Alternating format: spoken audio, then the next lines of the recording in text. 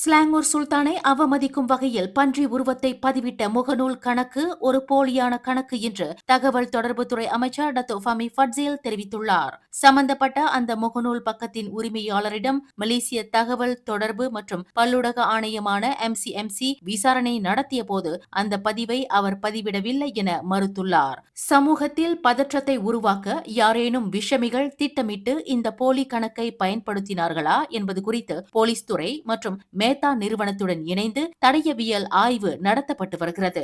ஸ்லாங்கூரில் பன்றி வளர்ப்பு தொடர்பான விவாதங்கள் நடந்து வரும் நிலையில் சுல்தானின் உத்தரவுக்கு எதிராக இத்தகைய சர்ச்சைக்குரிய பதிவுகள் வெளியிடப்பட்டுள்ளது. குற்றவாளிகள் அடையாளம் காணப்பட்டவுடன் அவர்கள் மீது கடும் நடவடிக்கை எடுக்கப்படும் என அமைச்சர் டத்தோ ஃபமி உறுதி அளித்துள்ளார். மேலும் செய்திகளை தெரிந்து கொள்ள கீழே இருக்கும் பெல் பட்டனை அழுத்துங்கள். உங்கள் மகிழ்ச்சியை வெளிப்படுத்த லைக் மற்றும் ஷேர் செய்யுங்கள். தொடர்ந்து திசைகளோடு இணைந்திருக்க சப்ஸ்கிரைப் செய்யுங்கள்.